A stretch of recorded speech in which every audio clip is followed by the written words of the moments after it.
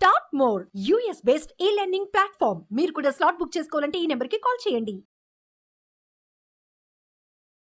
నమస్తే రమగారు. నమస్తే జయ. రమగారు, మనకి ఈ నెలలోనే శివరాత్రి ఉంది.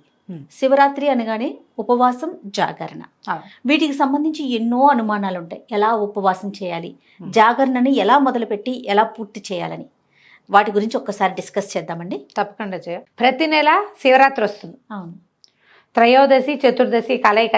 త్రయోదశి వెళ్తూ ఉండాలి, చతుర్దశి వస్తూ ఉండాలి. ఇలా ఉన్నప్పుడు దీన్ని మహాశివరాత్రి అని చెప్తారు.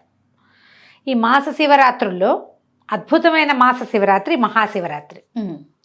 మామూలుగా మహాశివరాత్రిలో తప్పకుండా మనిషి అయి పుట్టినవాడు శివారాధన చేయాలంటారు. చేయం మనం. అసలు మహాశివరాత్రులు జ్ఞాపకమే ఉండవు. అవును, చూసుకోరు. రోజువారీ క్యాలెండర్ చూసే పట్టించుకోము, ఎవరికి ఉండదు, పెద్దగా పట్టించుకోము. కానీ మహాశివరాత్రి ఇది పర్వదినము.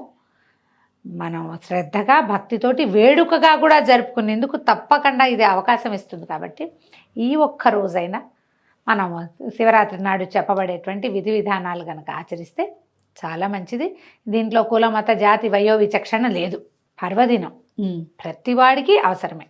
ఎంత చిన్నది చేసినా ఫలితం ఇస్తుంది. ఈ పర్వదినాల ప్రత్యేకత ఏంటంటే నువ్వు చేసి తీరాలి అదేమిటో అమోఘంగా అనేం కాదు.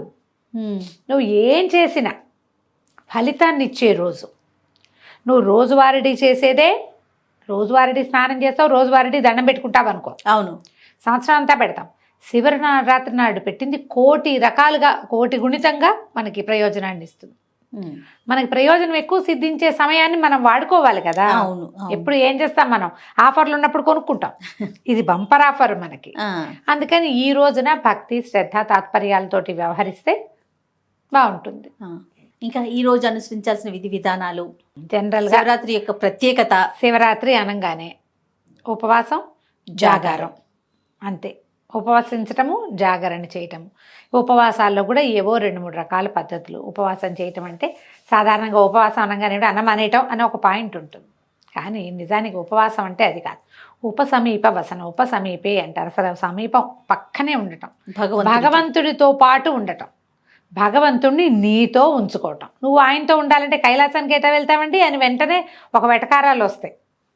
ఆయన నీతో ఉంచుకో. నీ లోపల భగవంతుడు ఉన్నాడని జ్ఞాపకం పెట్టుకో. మన లోపలే ఉన్నాడు కదా. అవును కదా. ఆ అంతర్జ్యోతిని మనం గుర్తించి, గ్రహించి, గమనింపుతోటి ఆయన్ని ప్రైజ్ చేస్తూ, ఆయనకి నచ్చే విధంగా ప్రవర్తిస్తూ ఉంటే బాగుంటుంది. అదే ఉపవాసం అంటే. ఆహారం మానేయటం అనేది చాలా చిన్న విషయం. సమీప వసనం చాలా పెద్దది. అవును, మనం దానికి ప్రయారిటీ ఇవ్వకుండా దీనికి ఎక్కువ ప్రయారిటీ ఇస్తున్నాం. తిండి మానేయడం అంతే. మానేయటం అనుకుంటాం. అమ్మ ఉపాసాలు నేను ఉండలేనండి. ఏమిటి, దేవుని తలుచుకోలేవు? నువ్వు తలుచుకోగలవు కదా, అంతేగా. ఆ మాత్రం చేయొచ్చుగా. మనం ఓం నమ శివ అనుకోవడం, శివశివ అనుకోవటం. ఏదైనా పొరపాటు పడితే అయ్యో రామరామ అన్నట్టుగా శివశివ అను. తలుచుకో, ఏదైనా చదువుకో, ఏదైనా విను, ఏదైనా పాడుకో శ్రద్ధగా, చాలు. ఓకే, అదే ఉపవాసం. నీకు శక్తి లేదనుకో, ఆహారం తగ్గించుకోవటము, అన్నం మానేయటం నీ వల్ల కాదు. కనీసం ఇట్లా భగవద్ధ్యానం చేసుకోండి. ఆహారం తినకుండా ఉండగలిగే వాళ్ళు రోజంతా ఉపవాసం చేస్తే మంచిది. ఒకటి, ఆహారం తినాలి, ఎంతో కొంత ట్యాబ్లెట్లు వేసుకోవాలి, మాత్రలు వేసుకోవాలి, ఏవో ఉన్నాయి రకరకాలు. కొంచెం అల్పాహారం తీసుకోవటం. అసలు మామూలుగా అయితే టిఫిన్లు అవి చెప్పరు. ఎక్కువగా చెప్పేది ఏంటంటే పళ్ళు, కందమూలాలు చెప్తారు. కందమూలాలు ఏం తింటాం మనం ఇప్పుడు? చిలకడ దుంపలు. మొన్న ఎవరు చెప్పారు బంగాళదుంప కూడా తినచ్చండి అని. తినచ్చు. పళ్ళు, కందమూలాలు తీసుకోవచ్చు, పాలు తాగొచ్చు. మజ్జిగ సాధారణంగా చెప్పరు.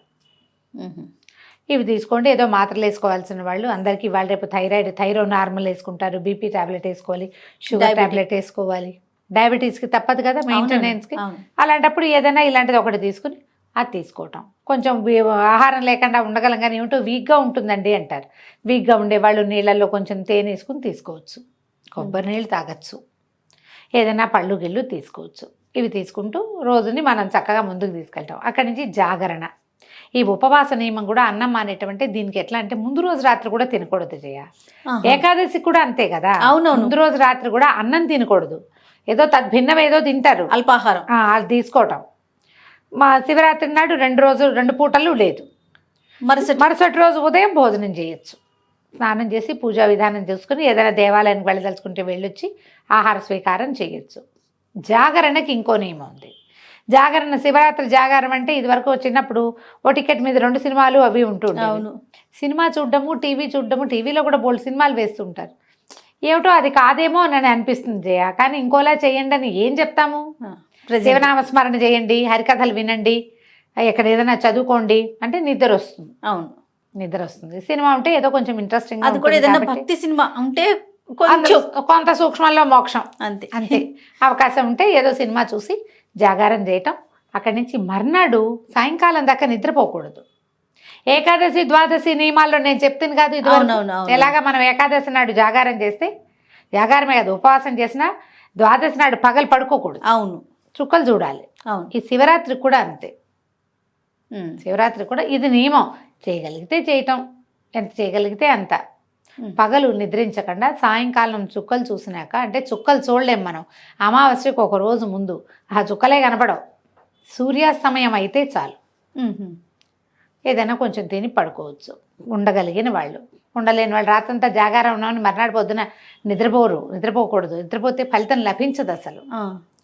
మనం ఆ జాగారం చేయలేము, ఏదో కొంతమంది చేస్తాం. లింగోద్భవ కాలం వరకు చేస్తే కనీసం అర్ధరాత్రి 12:30, 1 గంటకి దాకా మనం శివారాధన చేసుకుని ఎక్కడైనా దేవాలయంలో డబ్బులు కట్టాము, అక్కడేమో ఇది చేస్తారు, ఏకాదశి రుద్రాభిషేకం చేస్తారు, భస్మాభిషేకాలు చేస్తారు, అక్కడికి వెళ్ళి దర్శనం సేవ చేసుకున్నాం, ఇంటికి వచ్చి శివ నా వల్ల ఇంతే అవుతుందని దండం పెట్టుకుని నిద్రపోవచ్చు.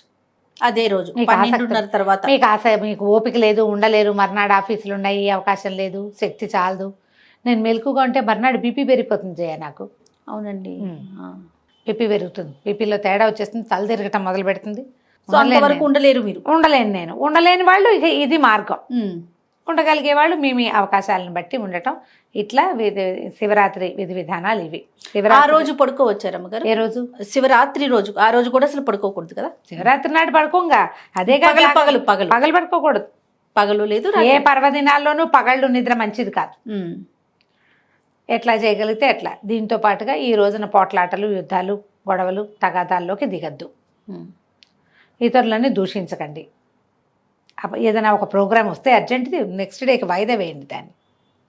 పర్వదినాన ప్రతివాడు, ప్రతి ప్రాణి శివమయమేనని గ్రహించండి. అందరూ మనలాగా పుట్టిన వాళ్ళే, ఏవో వేషాలు మార్పు.